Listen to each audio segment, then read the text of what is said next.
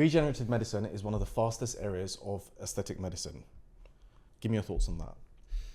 Well, if we just look at the main one, PRP, PRF, PPP. Yeah. Yep. Biofiller. Yeah. Did you know that PRP has 30 different growth factors involved in tissue repair and regeneration? Interesting. That is like the creme de la creme. It's the top of the top. So when we look at this treatment that's been used for so many years for injury support, and that's how I first got into PRP. That's where I first actually got excited about PRPs, because when I saw that as an athlete, you can inject it into a ligament and the ligament would heal, it's like, wow, this is incredible. And then suddenly now it gets used in the face and under the eyes. We do a lot of breasts now, all this sort of thing.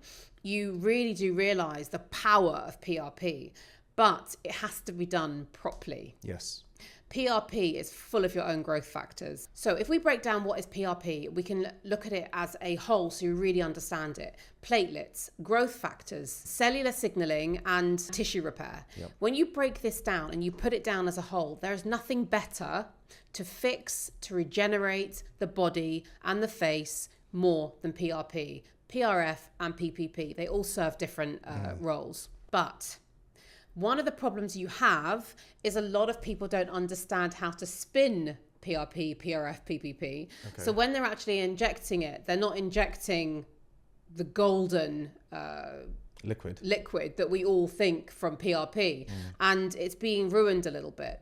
The treatments what we have done using PRP have been unbelievable. When I first started doing breast tissue, for example, using Biofiller, I was a little bit dubious. Wasn't quite sure how this would, pan out, whether it would make a cup size bigger or 2 cup sizes bigger, whether we could fix the loose skin that women come in with.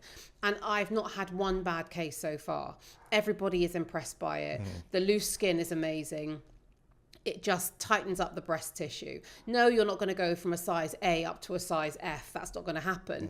But as far as tightening breast tissue through the biofiller, as far as tightening the skin, regenerating collagen in the breast that's lost collagen and lost the fat pads within because obviously the breast is just fat. So once we can introduce something that really introduces back the collagen there, you've now got the results that are coming through. So when we put this into the face and we do filler, i.e. cheek filler, lip filler, using just PRP or biogel, you're adding in the growth factors as well. So you're putting a skin booster and a filler in one.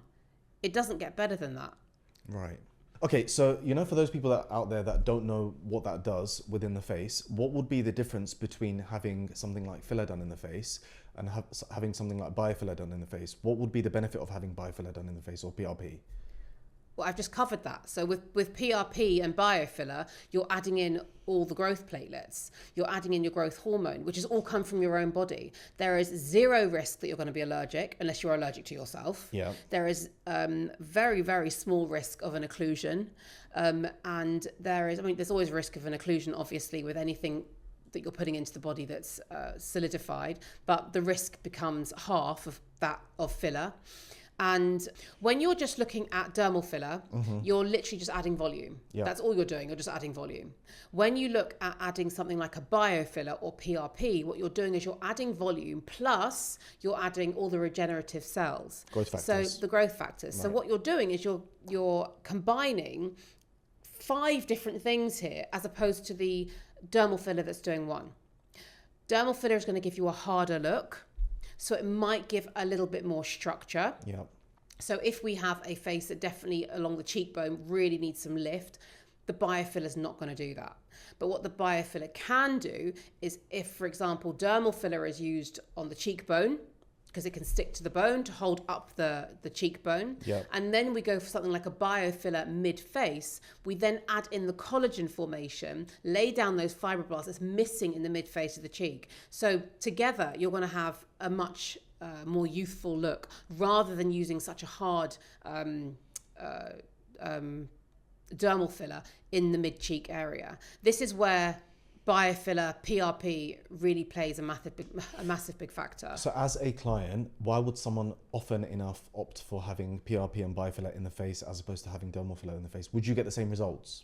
PRP and biofiller are known as the liquid gold of the aesthetics field. The reason sometimes people might not like the results is because it's not been done properly. But PRP biofiller would always be my go-to over dermal filler. If I had to have a choice between the two, of which I could only have one of them, it would be PRP and biofiller all day long, because the results speak for themselves and they are about longevity of the skin and the long-term effects.